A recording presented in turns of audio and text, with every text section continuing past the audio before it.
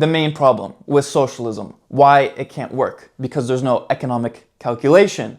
So there's no resource scarcity and resource ingenuity. The second issue with socialism and why it's stupid is due to this idea of incentives. Incentives are compatible with human nature in the sense that all human beings really want to better themselves. That's what human action is based upon, alleviating your own uneasiness every moment or trying to achieve a higher state of satisfaction. That's what action is. I'm writing with this pen because I think black is preferable to the other colors. I'm in my room because it's more comfortable than being outside. These are all slight examples of human action. I eat and drink and shower because it makes me feel good, okay? But the idea is that when you abolish private property, it's private property not on just material under socialism, it's abolition of yourself, abolition of your own self-ownership. The question of who owns you becomes you're owned because you can't own yourself. That's going against the collective. No. The collective has to own you. You have to work for the collective. You have to become this new Soviet man. And so this idea has completely created like the problems of who's gonna pay the people to clean the toilets. But to use a more explicit example, in the Soviet Union, doctors were getting paid 1/3 the salary of bus drivers. So then you have a shortage of medical staff. And the whole idea in the Soviet Union is that, wow, we gave you free education, now you owe us. Not that we're gonna pay you more. So then you have a complete disruption, a distortion of the incentives. A lot of people go to medical school or other forms of trade schools because they think it will benefit them in the future, that they're gonna be compensated for their investments, that they're gonna be making more money and have a better life. But in socialism, it's a complete inversion of what natural incentives of a market economy would provide. So the incentives just lead people to not act. There's a whole joke in the Soviet Union that they pretend they're paying us and we pretend we're working for them. So nothing's produced. Only in a capitalistic society where you have a meritocracy, where you're incentivized to produce goods and services for other people, that you can be better off. And that's the whole idea of capitalism, of making money, is that the only way to make money is to provide goods or services for other people that are of higher quality or of a cheaper cost. So it's a competitive market. Now, many people will say, well, look at the capitalism today, you know, the healthcare industry, it's full of greed, it's full of, price gouging. This is an issue, money corrupts. Okay, this is not true. In the next lecture, I'll go deeper into money and how money is what produces civilization, what produces society. But the point I'll make here is that this is just due to the interventions, the regulations, quasi-regulatory, interventionistic, welfare, warfare, statism. These are all features of a statist society. And the state, the nation state, capital S, is the epiphenomena of socialism. This is where socialism comes from. It comes from the state. Okay, who's gonna, organize society by force, via a police militaristic state? The state. So, now let's talk about why socialism is anti-human nature, or if you want to use a euphemism, why socialism is evil, if you will. I don't want to use the moralistic terms, so I'll just say anti-human nature. Socialism is anti-human nature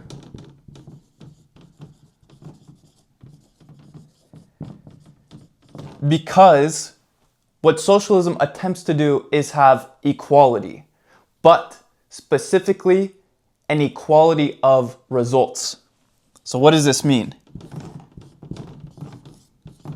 When you look out in the world and you see all the different people, do you really think they're all the same? They're different heights, There are different weights, there are different aptitudes, different mentalities, different interests. Okay, the list goes on. Everyone's unique. If you really care about the minority, then it would be the individual person, because that's the ultimate minority. When you try to group people as like they're the true minority, or they're the oppressed class, or they're a victim class, this is another form of collectivism, which is just ultimately for socialism. So, equality of the results means that we're going to give you the bed of Procrustes, where he said, you know what, I got to fit people into the bed, so if they're too short, I'm going to stretch them out, or if they're too long, I'm going to cut off their limbs and their heads to make them fit the bed. This is what equality of results is. So equality of results doesn't mean you get more, it means you get less most of the time. I like this example that it's much easier to drop 100 bombs on New York and flatten it than to build hundreds of skyscrapers to make it, truly a city of like tens of hundreds of skyscrapers. Now apply that principle to human beings. It's much easier to just crush human beings than to make them all like true philosopher kings or Renaissance people. So it's all about conformity. Socialism is about control and conformity. It's about making people fit a mold, making everyone assume that we're in something together. But what if you don't want to be with someone together? So this is what forced collectivism is. It comes from this collectivized socialist society. So, equality of results, but let's be more specific in this example. Let's take healthcare, because people think, oh, we should have the government pay for it because it's too expensive. But why is it too expensive? Well, on one hand, if you look at like a basic supply and demand graph, this is demand, this is supply. Okay, as far as the supply side, we have new innovations. Think about in the past 100 years. We have more specialized doctors. We have more surgeries, hip replacement, knee replacement, bypass surgery, heart surgery, brain surgery, neurosurgeons, neuroscientists. So we have a shift in our supply curve, which brings, if this is the price and this is the quantity, it brings prices down. So it went from P to P prime. However, we also have an interventionist regulatory state that completely is super infiltrated, like a cancer, literally, no pun intended, in the medical industry. So for example, I think healthcare, this might have been 10 years ago, is like 40% of the US economy. It's the biggest industry, it's the biggest supplier of jobs, and it will be the biggest supplier of jobs. At the same time, it's super regulated. For like health insurance, you're limited to like 3 options per state. So think about if we had roads where the only cars you were allowed to drive on the roads were Mercedes and super luxury cars. Okay, then yeah, all you would see on the roads are super luxury cars. But how many people would be able to afford it? Not that many, not the majority. So yeah, we'd have super nice cars on the road, but there'd only be a few. And this is the idea of what regulations do. They constrict people's options in what otherwise would exist in a free market society. So then you have a shift in the opposite direction. Let's call this supply X, which shifts the supply there. So that then is an increase in the price due to the regulations. Furthermore, and more nefariously, and more importantly, which I'll go more into in the next lecture, is money. Okay, inflation is an increase in the supply of money. And what is inflation primarily used for? It's primarily used to fund wars. So since 1913 and since 1971, the federal bank, the central bank, the Federal Reserve has been printing money. And one effect of an increase in the money supply with no increase in productivity or slight increase in productivity is you have more money chasing the same amount of goods, all else equal. What happens then? Prices adjust, prices rise. So you have inflationary pressures on prices.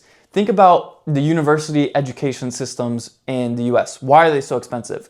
Because the government said we're going to step in and we're going to fund a lot of people to go get educated. So people are getting overeducated, but the quality has gone down and the price has gone up. So people are getting worse educations, but it's more expensive. So this is an inflationary pressure on the service of education at the higher levels. Now apply that to the medical industry. The government's coming in, the insurance industry, with all the regulations that goes on in insurance. So people are thinking the issues with insurance companies. No, you want insurance companies, but there's so much intervention and pressures from the government constricting and paying the insurance companies, that the insurance companies and the universities are like, oh, you're going to pay us? Then great, we'll take that money and we'll raise our prices because we can.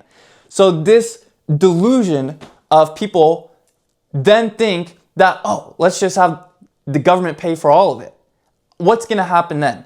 What's going to happen then is that the price is going to be so jacked up and the quality is going to be so down, we're going to look in the US like a third world country where we don't have medical care. And you want to know what happens when the government owns medical care?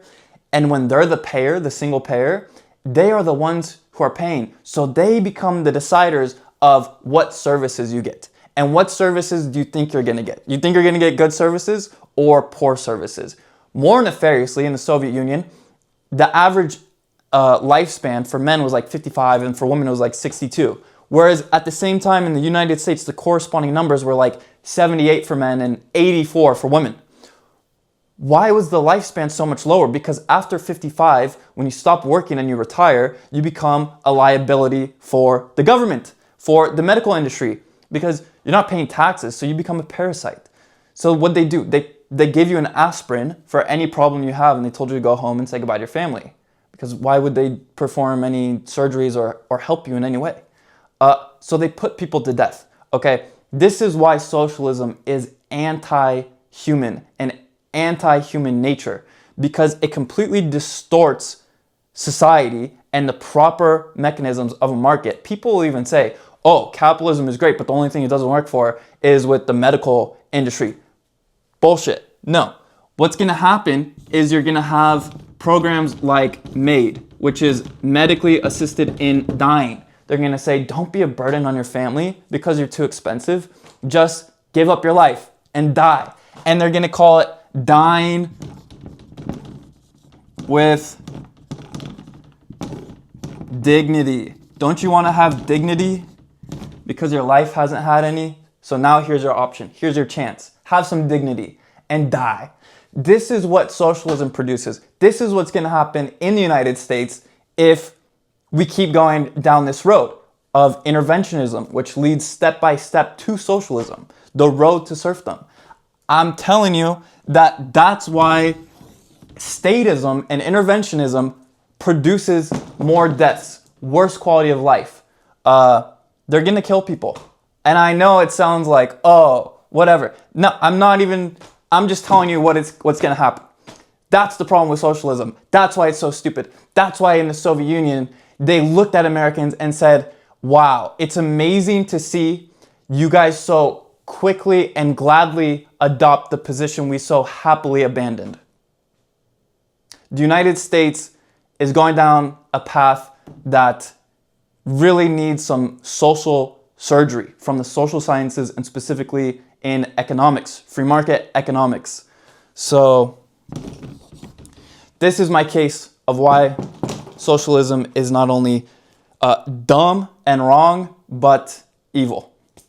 See you in the next lecture.